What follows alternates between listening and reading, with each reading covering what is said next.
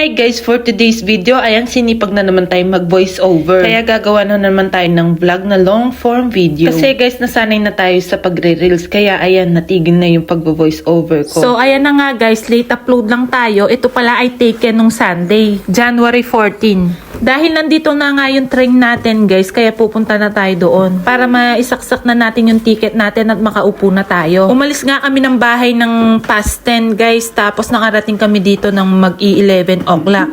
So naghintay pa kami ng mga isang oras guys, kaya iniyaya muna kami ni ng Alma na magkape. Kasi guys, kung maghihintay lang kami sa labas, sobrang lamig. Kahit nga may araw nung Sunday guys, sobrang lamig pa din. 11:40 nga guys, nandito na yung train kaya sumakay na kami. Pero aalis to ng 12:18. Yung ticket nga pala dito guys, kung meron kayong Mensili, okay na yon guys. Kung wala naman, bumili kayo sa Tabaki, sabihin nyo, papunta ng Binyola. I mean, papunta ng Palasport, doon kayo bababa. Kasi yung train na sasakyan natin, papunta siya ng Binyola. Ilang minuto lang guys, nakarating na tayo kaagad. Nung huling punta pa namin dito guys, buntis pa ako kay Martina, matagal-tagal na din, na nakatrain. Ang ginagawa naman namin ni Daddy noon guys, sasakay kami ng 94. Bus 94 tapos bababa kami ng Reale. Tapos ayan guys, makakarating na din kayo dito. Pag pauwi naman, nagtitrain din kami. Kasi guys, mas mabilis talaga pag nasa train. Yung unang target pala namin guys ay Primark, kaya nagpunta kami ng Gran Reno para talaga sa Primark. Naghiwalay nga kami ni Daddy guys, ako lang yung may shopping bag. Nung nagkita kami, dalawa na kaming may shopping bag.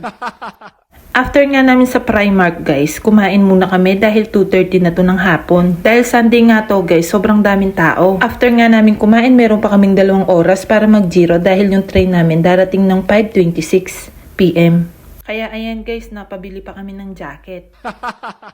Hanggang dyan na lang guys, uwi na tayo. Thank you guys for watching. God bless. Bye!